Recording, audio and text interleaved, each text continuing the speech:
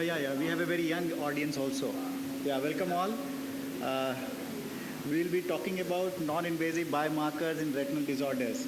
I'm the chief instructor. I'm Dr. Rajesh Sahay, and with me is Dr. Naresh Babu, Dr. George, Dr. Abhijit, and we'll be missing Dr. Sarvanan. Dr. Sarvanan's talk will be partly taken over by George. So as retina specialists, we want to have a panoramic 360-degree view, see the different layers of retina and choroid, the vascular details, specifically see individual cells, normal or diseased, and then make a diagnosis of the disease, plan treatment, follow up, and we want it to be done automatically so that we can be at peace all the time. So to have all this, we have different devices. There are wide field fundus camera. There is an optical coherence tomograph, coherence tomograph angiogram octa. Then there are adaptive optics imaging. And to integrate everything, all the information together, we have artificial intelligence in all these machines. And these devices identify consistent specific changes in the tissue known as biomarkers. These are indispensable tools contributing to improved disease management, patient care, and biomedical research. The clinical utility is in the diagnosis of the disease, monitoring disease progression, guiding treatment decisions, treatment selection and monitoring, predicting visual prognosis, and the drug development clinical trials. But there are challenges as well, like there are interpretation variability, which we saw in the last IC, and access to imaging technologies, potential false positive and negatives, and of course the cost considerations. In future, there will be many more advancements in imaging, integration of artificial intelligence, researches on novel biomarkers, and potential impact on clinical practice. So as I said, our speakers are we'll be missing Dr. Sarvanan, then Dr. Naresh Babu, Abhijit, and Dr. George Manyath. All of us are trained at Arvind Eye Hospitals. We'll be talking about non-invasive biomarkers in different retinal diseases and sharing experiences in evaluation and interpretations. My topic is non-invasive biomarkers in retinal vein occlusions and macular telangiectasia. We all know that CRVO is embolic obstruction in the central retinal vein at the cribriform plate, stasis and engorgement of venules leading to capillary fragility, exudation, ischemia, and sometimes physiological obstruction of ciliaretinal artery obstruction. With chronicity, shunt vessels and neovascularizations develop. The biomarkers, the non-invasive biomarkers, are the fundus photo where we see the disc edema, retinal hemorrhages, venous engorgement, cortical spots, ciliaretinal artery occlusions. In the wide field, additionally, we get the perfusion, idea of the perfusion in the periphery. So in the OCT, we see retinal thickness. The volumetric analysis gives us the idea that how much is the edema and how it resolves on treatment. So we assess the retinal thickness, macular edema, intraretinal hemorrhages. There is something called DRIL, derangement of retinal inner layers, where there is an inability to recognize individual boundaries between ganglion cells, inner plexiform, inner nuclear, and outer plexiform layers, as I see in the first photograph. And there is another important finding, that is PAM. That is the inner nuclear layer hyperreflective band. This represents hypoperfusion, and this can impair vision in the absence of CME. So this is another interesting finding in CRVOs. The end phase, the A photograph demonstrates multifocal hyperreflective plaque-like lesions at the level of the inner nuclear layer, consistent with PAM, as I said.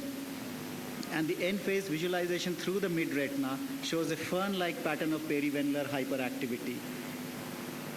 A follow-up horizontal B scan of the same demonstrates attenuation of the inner nuclear layer in the area of previously hyperreflective PAM lesions. The end phase visualization through the mid-retina shows significant narrowing of the PAM lesions. These are important OCT findings. And the autofluorescence also shows sometimes these fern-like hypofluorescence in the CRVO cases.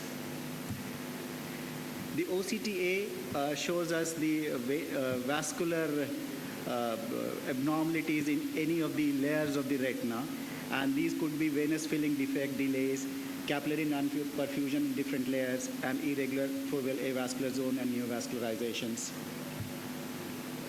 The BRVO is thrombotic obstruction at the common sheath of arteriovenous crossings, leading to ischemic maculopathy, CME, collaterals, and neovascularization. These are the wide field photographs of the BRVO. The OCT, of course, shows the CME, the hemorrhage, subretinal fluid, intraretinal hyperreflectivity, ellipsoid zone and ELM abnormalities in long-standing BRVOs. We see cyst-like lesions, and we have some deposits here. There is a hemorrhage which is casting shadow here. So all these to be interpreted. These are important biomarkers to identify the process of the disease and how it affects the final outcome. The OCTA shows us the disruption of the perifoveal vascular complex. We can see the telangiectasia here, and neovascularization, if it develops anywhere, shows decreased perfusion in both superficial and deep capillary plexus. So coming to MACTEL type 2, this was earlier known as idiopathic parafoveal telangiectasia type 2, type 1 being the Coats disease, and bilateral disease of unknown cause, alteration of macular capillary network and progressive cell death, typically manifests temporal to the fovea, and there is loss of macular pigment, accumulation of pigment clumps in retinal layers, retinal and choroid neovascularization. The fundus photo shows this loss of retinal transparency in the parafoveal region, and the other photograph shows the clump of pigment. The autofluorescence, this is the first photograph, this is the normal photograph of a retina in AF, and here you can see these normal foveal hypofluorescence is lost, and we have some these hypofluorescent areas as well. So this is loss of hypofluorescent center on blue light fluorescent autofluorescence. There is temporal enlargement of foveal pit with disparate temporal versus nasal thinning. Temporal is more thin, it's thinner than the nasal side, and there develops cavities like this, which goes on increasing with time. And there is disruption of the photoreceptor ISOS junction or the ellipsoid zone. And in the morning, in one of the sessions, I saw that people have identified some initial changes which will ultimately lead to neovascularization, that is double layer sign. That has also been identified in OCT photographs of MACTEL2. In the octa, we will see obliteration of FAZ and choroidal neovascular membranes. In conclusion, let me tell you that OCT is responsible for a paradigm shift in retinal disease diagnosis and management. Newer devices identify newer biomarkers. Access to these could be limited by the cost. The overall understanding of the disease and response to treatment is evolving, and this makes our lives very difficult, and will be faced in challenges in remembering fine details in future, and need more of artificial intelligence in future. Thank you very much. And let me invite Dr. Naresh Babu for his talk, because he has to go to another session. Thank you.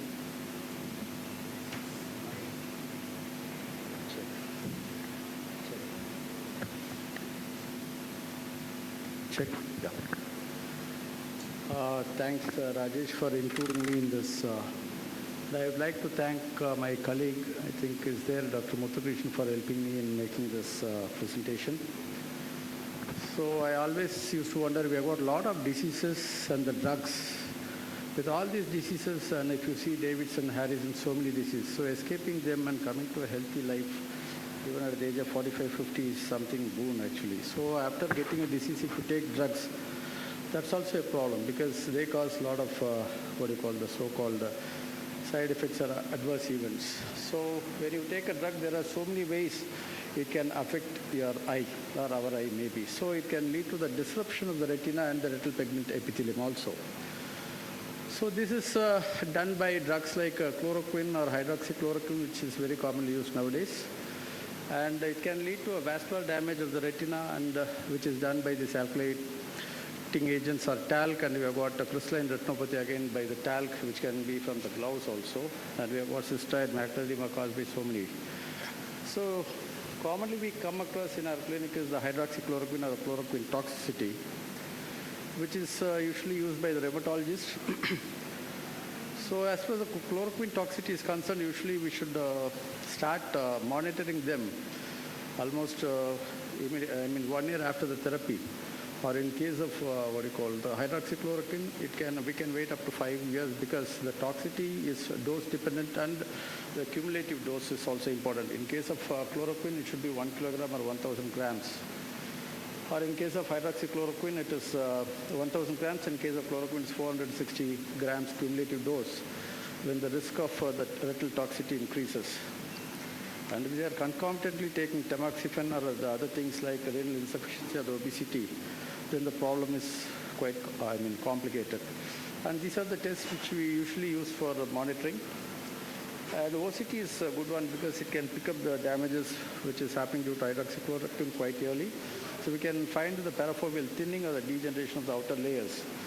And the left one is a picture of a person who is a 38-year-old female on chloroquine, hydroxychloroquine for almost 9 years with a cumulative dose of 650 grams.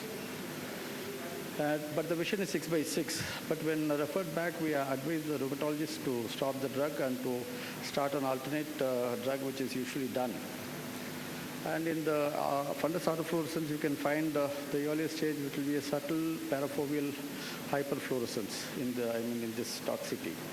And in case of chronic, we can see the typical flying saucer sign, and there's a flattening of the foveal depression, which is seen in the 63-year-old female with hydroxychloroquine, cumulative dose of more than, 1,000 grams, and with a vision of 6/18.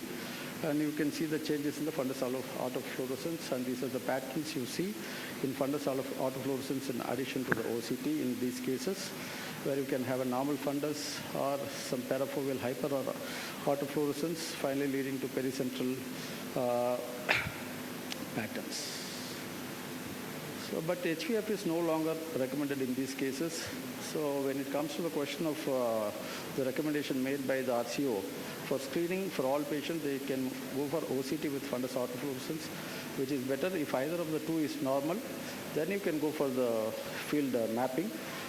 If there is any inconsistency with the field mapping, you can go for the multifocal ERG, which will give us basic details. The other drug which causes the retinal toxicity is the one which is used in the psychiatric management. So when you see in the fundus in the early stages, you can have a mild granular pigment stippling, and in the intermediate stage, we can have a circumscribed nummular areas of the RP atrophy. When it becomes late, you have to differentiate that from the cases of choroidemia. Choroidemia is usually X-linked recessive disease, which is congenital. We can have the changes toxicity because of the pentosulfan toxicity also. I'll just skip, which will not be seeing much. And very commonly now the recently used drugs like MEK inhibitor can cause a CSCR-like picture, and usually it is bilateral, so we have to be very careful, take the history of any MEK on treatment. Usually it is bilateral and it is symmetrical and it is multifocal. And there will not be any choroidal abnormalities, or there will not be any focal or the gravitational RP abnormalities or PEDs, something like that. So you have to differentiate in case of this with the CSCR. I don't know whether they use very extensively clofazimine, but earlier days they use it for the dapsone-resistant leprosy. But I don't know whether they are using that extensively in psoriasis. This is also dose-dependent, and usually, unlike chloroquine toxicity, the cessation usually doesn't improve the maculopathy. So therefore, you have to diagnose in case of dapsone well before the structural changes happen. It is mandatory to identify so that we can prevent any toxicity. It's quite rare. We can have pigmentary retinopathy as well as the bullseye retinopathy.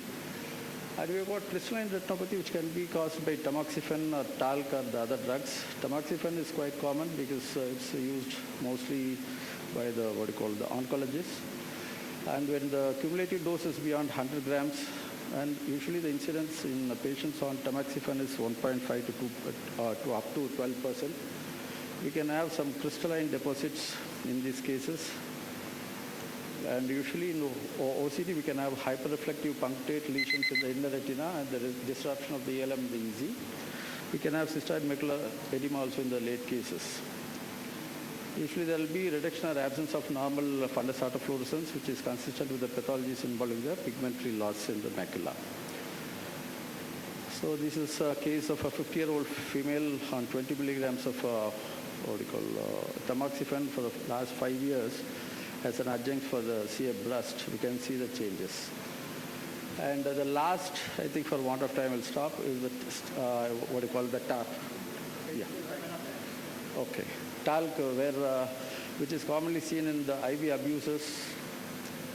Okay, the usual mode of toxicity is IV administration. The TALC particles usually resembles that of, it embolizes into the pulmonary vasculature.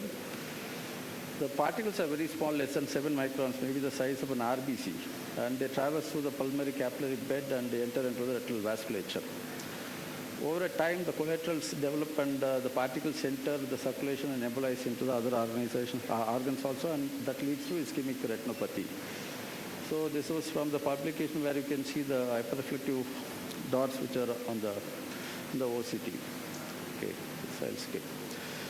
And as we have said, the cystoid macular edema is another thing which is caused by a lot of drugs. It can be a non-vasogenic or it can be vasogenic. Usually the non-vasogenic comes with this prostaglandin analogs and epinephrine.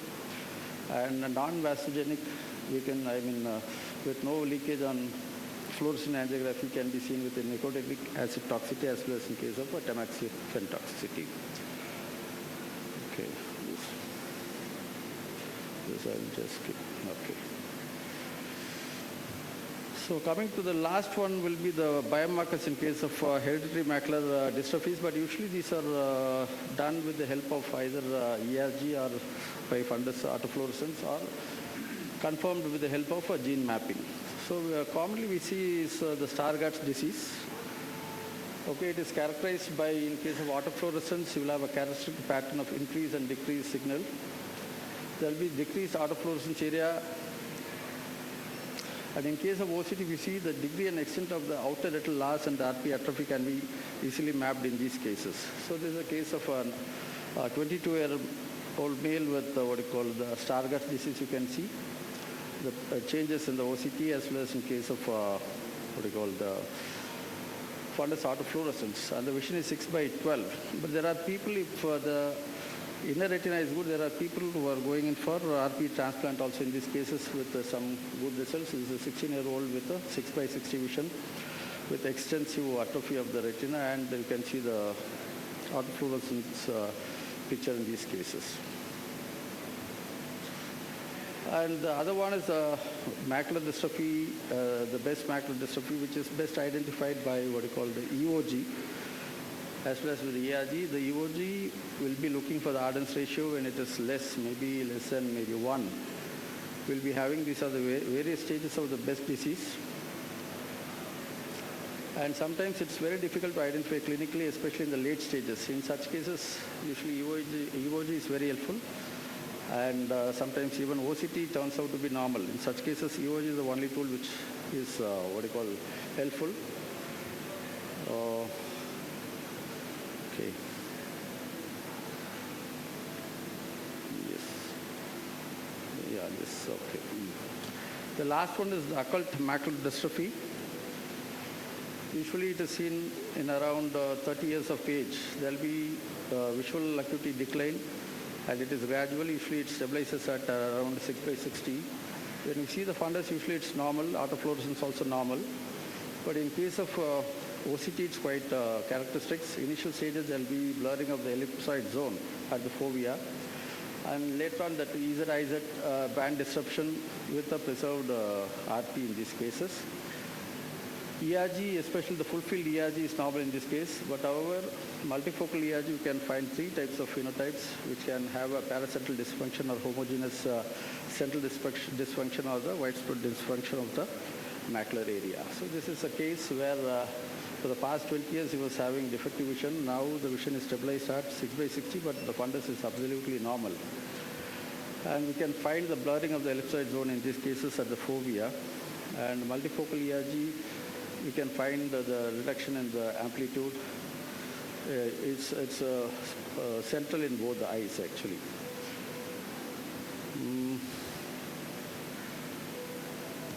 So the last is the adult onset fovea macular vitiliform dystrophy. Again, as we have discussed, we'll be having a yellow round to oval elevated subretinal lesions. OCT is very useful in these cases. We can have the vitiliform material deposit in the sensory retina and the RP. And later on, the vitiliform fragments, they tend to disappear and leads to the atrophy of the fovea. We can find this in this. And usually EOG is normal in these cases. Okay. So I think with that, for want of time, I would like to thank Dr. Rajesh for giving me this opportunity. Thank you once again. Thanks, Rajesh. Thank you very much, but we needed to, see all those slides that you skipped through. Okay. You can go back and show us. Yeah. Those are important slides and interesting ones. I guess so. Rare to find as well. Thank you. So, sir has a session elsewhere, so he has to rush. Now we have Dr. Abhijit. He'll be talking about diabetic retinopathy and biomarkers for predicting outcome mainly.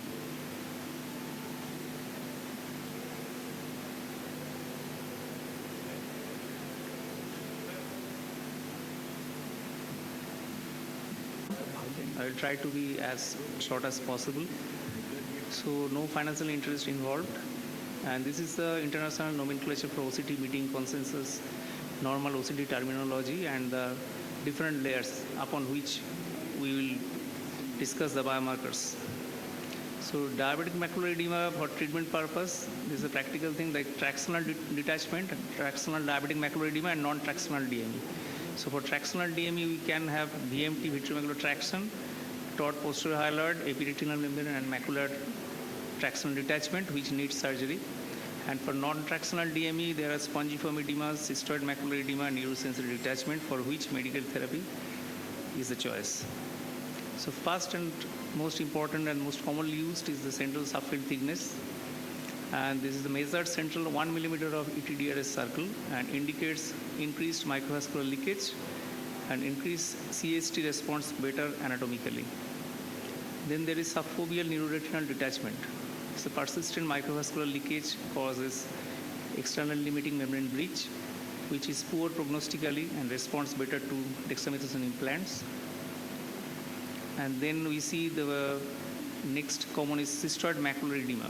The spongiform edema is the earliest pattern of the edema, and fluid accumulates in ONN and OPL, smaller cyst coalesce to form a bigger cyst. So here we can see the spectral domain OCT and retinal thickness map in type 2 diabetes, moderate NPDR. The first one is the before treatment, the next one, the lower one, is after treatment with a significant decrease in the thickness, and also you can see the cyst disappeared, and also some of the hyperreflective foci also disappeared. And then we come to the drill, that is the disorganization of retinal inner layer. It's a horizontal extent in microns for which any boundaries between the ganglion cell, inner plexiform layer complex, inner nuclear layer, and outer plexiform layer could not be identified within the 1 millimeter wide zone centered on the fovea. So in initial studies, they took the 3 scans above and 3 scans below the foveola, total 7 scans. So here we can see the photographs of 1 millimeter area they measured. And this is the 570 micron of the drill extent, and this is equivalent to the layers they are showing. You can see the OPLI, ONL layers. Here you can see, but here where it is measured as 570 micron, there are 2 arrows. There the layers are blurred, and we just put the normal OCT of the macula, and you can compare with that one basically. And you can have the idea that which layer we are recommending. And change of foveal drill is a strong predictive biomarker for future visual acuity outcomes independent of the central subfield thickness. And for every drill increase of 300 micron at 4 months, visual acuity decreases by 1 line ETDRS at 8 months, irrespective of treatment and CST. Here another photograph you can see, which is showing, it looks like initially it's a drill, but it's a large cyst you can see, which puts the layer together, but you can see differentiate there, them the different way. So this is not a drill. Drill is absent here, and the prognosis is definitely better compared to the last one. So decreased drill is good indicator for visual acuity improvement, and for center involvement diabetic macular edema, strong correlations exist between baseline drill and subsequent visual acuity after macular edema resolution. And pattern of drill resolution appears to be predictive of subsequent visual acuity and likelihood of improvement. Then we find the hyperrepeated foci or HRF. They are small dots-like opacities less than 30 micron without backscattering, and the reflectivity like nerve fiber layer. And there are some theories how they can be produced there inside, like subretinal lipoproteins or activated microglial cells, and even increased CD4 in aqueous humor also are associated with them. They are biomarkers for inflammation, and they are definitely better response to DEX implants. So this is one of the photographs you can see. This is the multiple HRFs are there. And then here you can see the drill and this yellow arrowheads showing the HRFs, and these are the cysts, and these are the bridging processes with the green arrow showing them. So other OCT biomarkers, there are plenty. I just put it in the slide. The HRF hyperretic choroidal foci are there. They are related with the poor prognosis. Bridging retinal processes, they usually denote better prognosis. And subfoveal choroidal thickness, greater thickness is better. Then pros or photoreceptor outer segments less in DR and CME, DME, integrity of ELM, and ellipsoid zone, intact zone is better. Choroidal vascular index of CVI. Then taut posterior hyaline membrane needs partial vitrectomy. Cone outer segment tip cost loss denotes poor prognosis, and of course PAM. In PDR, it can be seen, and also in non-diabetic retinopathy patients, and even when it is the healed DME also, you can see the resolved PAM also. So then the OCT angiography biomarkers we can see. They are the new tools. So they can identify microaneurysms, IRMA, CNP areas, NVEs, and there are two things like vessel density. Blood vessel area is to total measured area, which decreased in diabetic patients, where even you cannot find any retinopathy also. And then the intercapillary spacing, early capillary dropouts and ischemia denotes. Then, of course, the FSZ, and then fractal dimension and 3D perfusion density. Here, there is one of the photos. You can see the red is capillary dropouts areas, and the green is the irregular FSZ you can see, and the yellow as the increased intercapillary spacing you can see. So then the last is the autofluorescent biomarkers. Increased fundus autofluorescence denotes the increased central subfield thickness in DME, the worse visual acuity, and are also found in diabetics without retinopathy also. Thank you. Yeah. Thank you, Dr. Abhijit, for a wonderful session. The drill, I just wanted to add one or two points that sometimes when you try to assess in the setting of a diffuse edema, it may not be so prominent, the disorganization, but the change in drill extent, it happens with anti-VEGF therapy. After the treatment, you feel that once the edema reduces, the drill extent becomes more clearer. So then not only is it prominent during the edema, but then it change in drill extent is a predictive biomarker for predicting the visual acuity as an outcome with anti-VEGF therapy. And also regarding the opta markers that you said, the FAZ enlargement you showed is more first happens in the deep plexus and then happens in the superficial plexus. So if somebody has a normal looking superficial plexus and his FAZ enlargement happens in the deep plexus, then still that patient can have an improvement in visual acuity with anti-VEGF therapy. It's an early ischemia. So FAZ enlargement first happens in the deep plexus and later comes into the superficial plexus. So that has to be kept in mind. Yeah. Thank you very much, George, for the nice and very good information. And I want Dr. George to take over and talk about his topic close to heart, CSCR.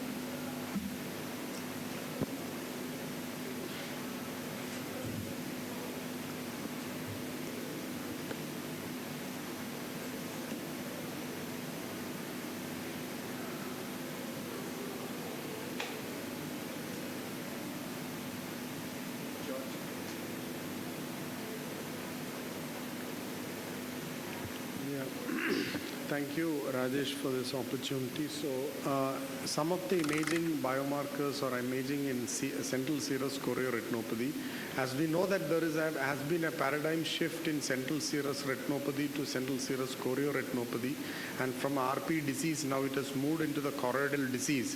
Initially part of the pachychoroid disease spectrum and now into the venous overload choroidopathy spectrum.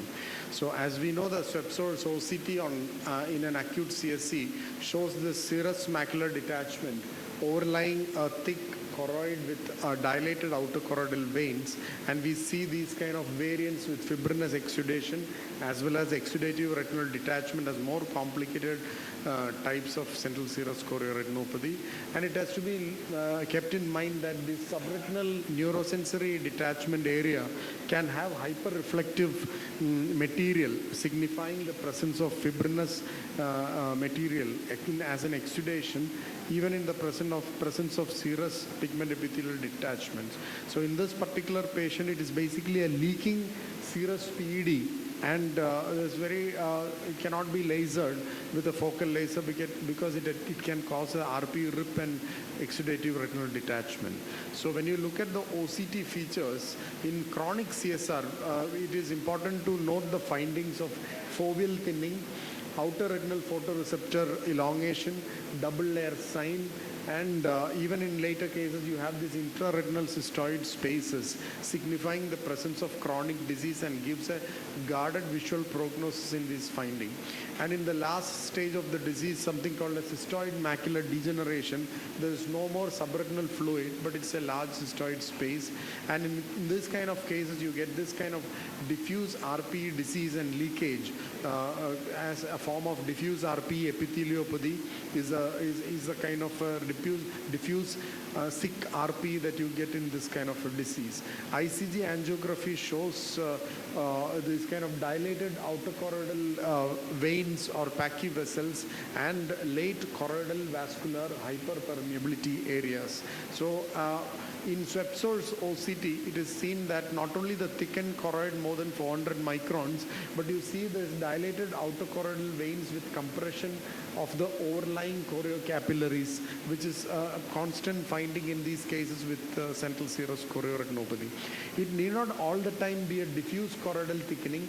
It can be a focal choroidal thickening here. So for example, in this case with the peripapillary pachychoroid syndrome, you have this nasal macular choroidal thickening with nasal macular intraretinal and subretinal fluid, and usually it happens in older individuals, and it's usually a bilateral disease. You see this peripapillary intraretinal subretinal fluid in these patients, and it's very important to image the autofluorescence in this case, where you see the peripapillary RP mottling, peripapillary pachyvessels and choroidal vascular hyperpermeability as findings in this variant of CSR called as peripapillary pachy syndrome. So another variant of the disease is when you have a leaking PED, subfoveal large leaking serous PEDs with fluid, it's a difficult situation to treat. When you look at the angiography, it shows a diffuse RP disease and leaking pigment epithelial detachment. So in this situation, a photodynamic therapy, half-dose PDT, not only resolves the subretinal fluid, but even the subfoveal PEDs also resolves in this kind of a situation. So the poor prognostic indicators would be older age group, presence of subfoveal PED and subfoveal fibril because of the higher PDT toxicity and leading to choriocapillary ischemia and RP atrophy. So as we already mentioned that these kind of cystoid spaces on OCT called as cystoid macular degeneration is a poor prognostic indicator, along with this finding of acquired vitelliform lesions or AVL in the presence of chronic CSC and PED. Here you can see that after photodynamic therapy, there is no response. This is before and this is after PDT. Usually it resolves significantly well with this kind of a finding, but in the presence of AVL, it is a poor prognostic indicator. Another biomarker is the presence of choroidal hyperreflective foci. Usually this is seen in choroidal inflammatory diseases, but in chronic CSR also, choroidal hyperreflective foci can be seen. It was initially suspected that it could be a choroidal inflammation in CSC, but it is resolved that overwhelming choroidal vascular hyperpermeability is leading to the subretinal fluid exudation along with choroidal and subretinal cellular extravasation as well. This is especially important when you have a subretinal submacular exudation like this. This is a fibrinous variant of CSC with leaking pigment-epithelial detachment, as you can see here. But when you have this kind of a exudation at the macula, this is not a CSC with fibrinous exudation. This is a chorioretinitis, early hypo and late hyper on fluorescein angiography. This has to be kept in mind when you see the fibrinous variant of CSC. For example, this case was initially diagnosed as fibrinous variant of CSC with RP is bumpy, undulating RP, bumpy choroid with choroidal hyperreflective foci. So you can see the choroidal hyperreflective foci and subretinal fibrin overlying the undulating RP and thick choroid in both the eyes of this patient, choroidal hyperreflective foci. But when you do the FAICG, you can see that these hypospots and the disc leakage in both the eyes. It is not a fibrinous CSC. This is a variant, this is a mimicker. You have a Harada's variant of VKH choroiditis. So it has to be differentiated when you have chronic CSC with choroidal hyperreflective foci and outer retinal hyperreflective foci in this case. This is a variant of CSC.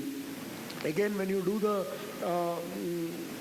when you do the ICG angiography, you see these Pachy vessels, choroidal vascular hyperpermeability in both the eyes, and diffuse RP epitheliopathy. You differentiate. This is a case of chronic CSR with choroidal hyperreflective foci, and half-dose PDT was done for this patient.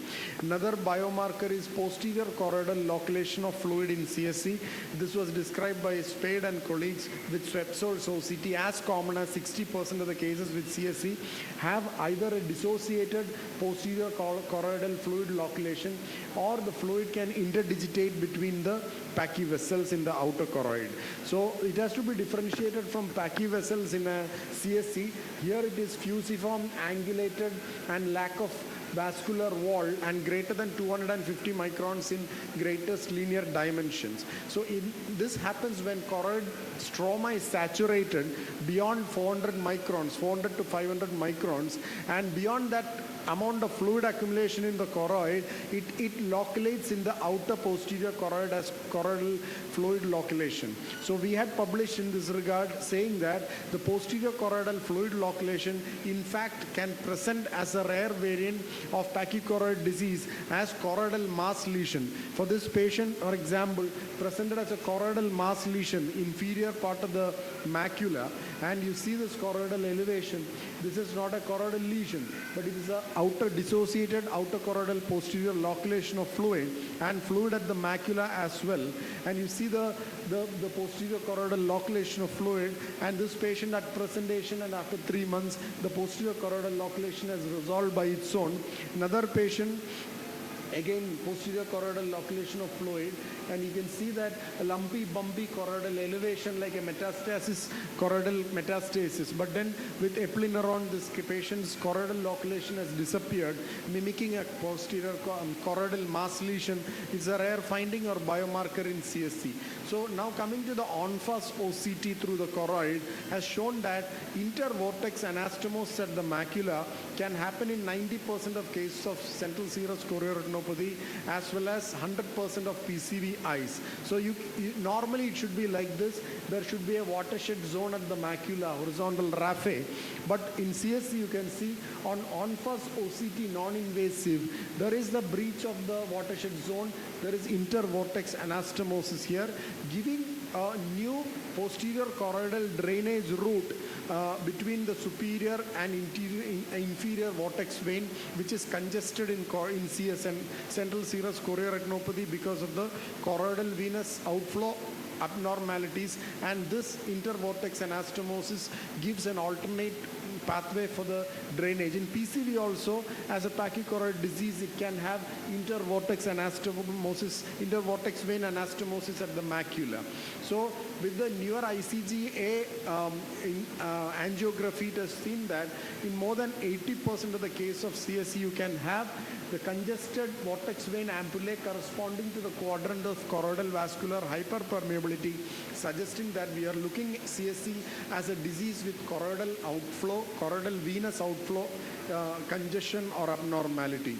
So in this regard, it was shown first by Spade and then others that in CSC, there is a normal breach of this horizontal watershed zone along the horizontal raphe, where in CSC, there could be this large caliber vessels crossing the horizontal raphe and obliterating the watershed zone with intervortex anastomosis. In peripapillary variant of CSC, you can have this intervortex anastomosis around the optic disc and not at the macula. In CSC, you have it at the macula.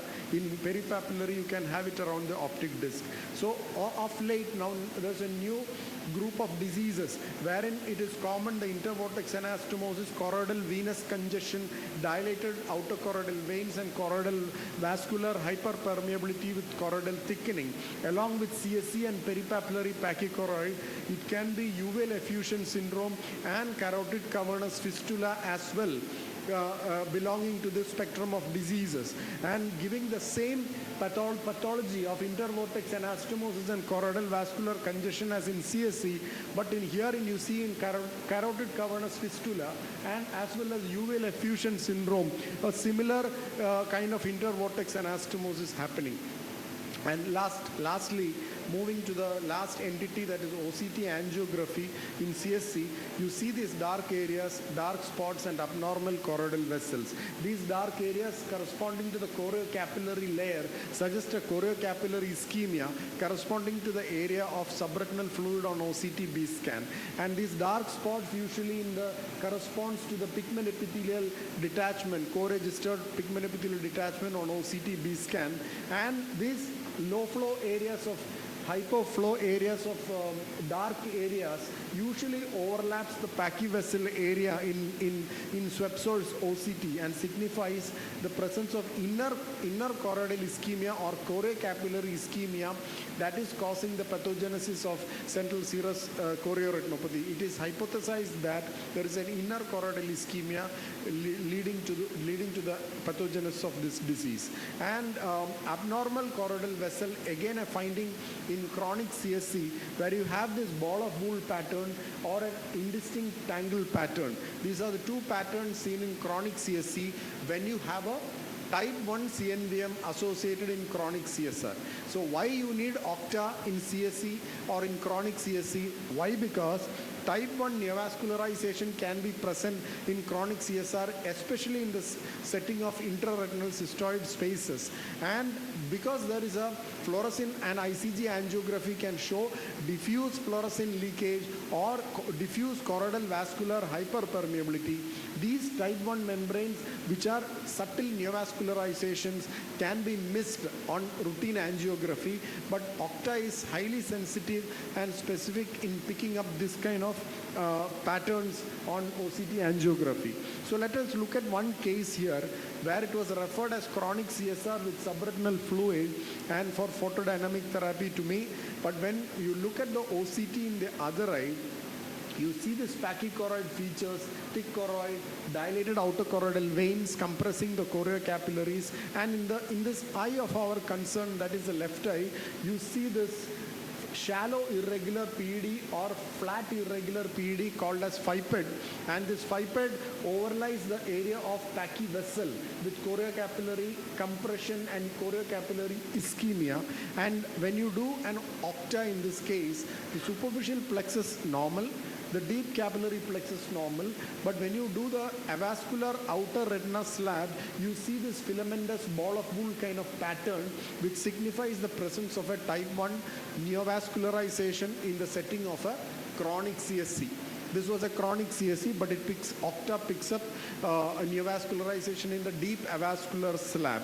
So if the diagnosis changes, you have a neovascularization corresponding to the FIPED or flat irregular PED, and that corresponds on the Octa deep slab.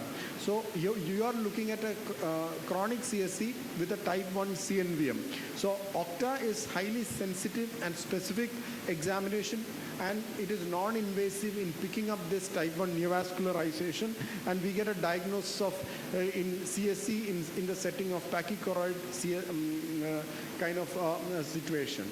To summarize, now central serous chorioretinopathy is considered to be a choroidal disease, part of the pachychoroid disease spectrum, and choroidal vascular hyperpermeability as seen on ICG angiography and increased choroidal hydrostatic pressure as evidenced by Swetzol's OCT by the presence of dilated outer choroidal veins. Now it is known to be a pachychoroid disease, and when you have Octa showing a choriocapillary ischemia as well as the important finding of abnormal choroidal vessels signifying the presence of choroidal neovascularization in the setting of chronic CSE, and intervortex anastomosis and congested vortex vein ampullae as seen on ultra wide field ICG suggest a choroidal venous outflow stasis, and recently reclassified under venous overload choroidopathy spectrum along with ULA fusion syndrome with a unifying pathomechanism and imaging of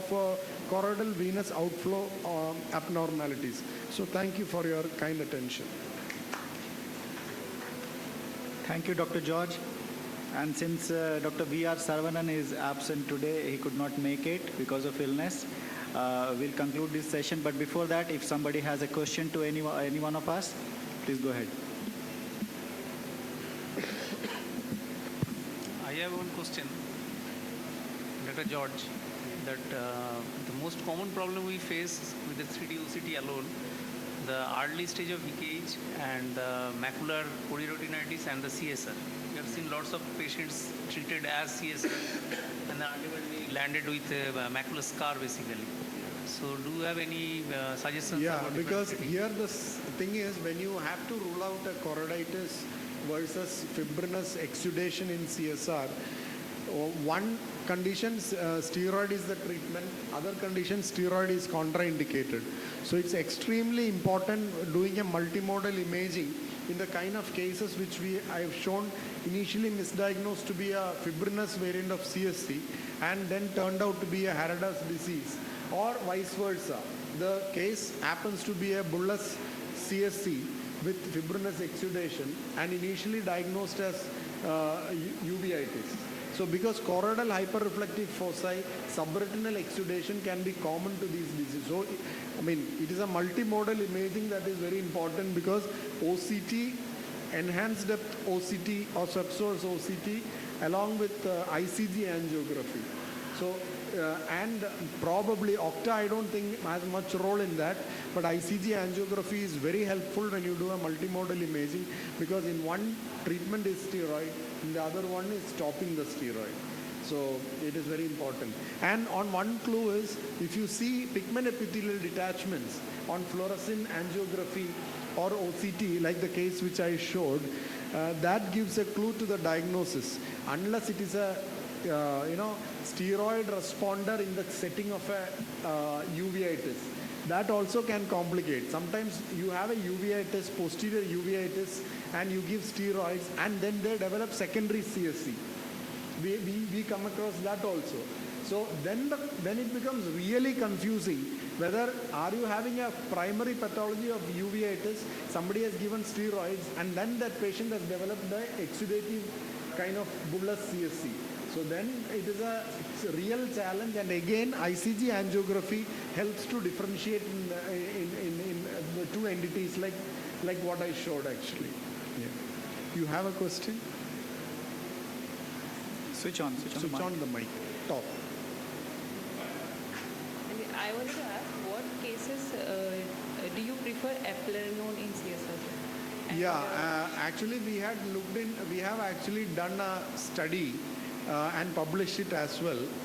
We did one arm, we did half dose photodynamic therapy, Another arm we did eplerenone and around 60 eyes with chronic CSC and tried to look at and the success rate was very high in PDT arm and only 20% success with eplerenone. So that study showed that eplerenone efficacy was similar to placebo actually, but we are not great fans of eplerenone. But one particular indication where I have found usefulness, that is the only indication now where I found it to be useful, is steroid-induced CSC. Steroid-induced CSC sometimes can present with a very severe form of the disease. It can be with multifocal leakage, it can be fibrinous CSC, it can be even exudative RD. So in that situation, not all, but at least 50% of the cases, not only stopping the steroids, that will take, sometimes after stopping the steroids also, it doesn't go away. In that, what we are doing is, one is corticosteroid induced, we are giving an anti-mineralocorticoid thing. So that, we have a series, we are going to present it in the next, one of our fellows will present in the next meeting, wherein we have stopped the steroid and put on an anti-mineralocorticoid antagonist, and that shows good response. And also, I think where choroid fluid accumulation is there, that cases should respond. Yeah, also. but then, yeah, that could. Actually, in our study, where in posterior choroidal loculation of fluid, we have few patients who have responded, but when some forum where I have presented, is that the case where it works? Some cases it doesn't work. So I don't know, I mean, we do not know who, that I cannot say, but this particular indication, it works actually, at least in 50 to 60% of the cases. Thank you very much. Yeah. Please be Yeah, loud. yeah, actually, yeah, you can speak into that.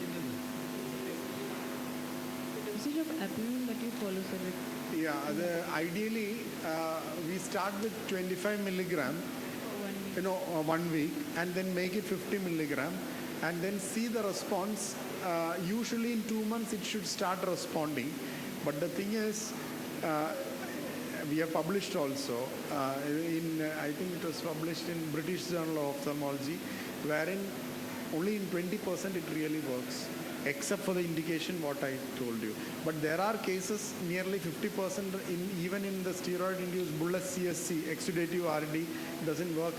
Ideally, in my hands, 90% of all bad exudative PDT works wonderfully well. That is the magic for this disease actually. But that's the only indication. Even I am doing PDT now also, last week also, Monday also I am going to do 2 patients. So, but in limited availability of the thing, but we are going to manufacture it and it will be available by Jan. We are going to manufacture the Visudine dye. So, but that is the gold standard for this treatment. One sitting and for life, no recurrence actually. Okay, thank you very much, Dr. George, for enlightening us about CSCR and the treatment as well. And I would invite any more queries if you have before we conclude, and let's all join for a photograph. Yeah. Thank you.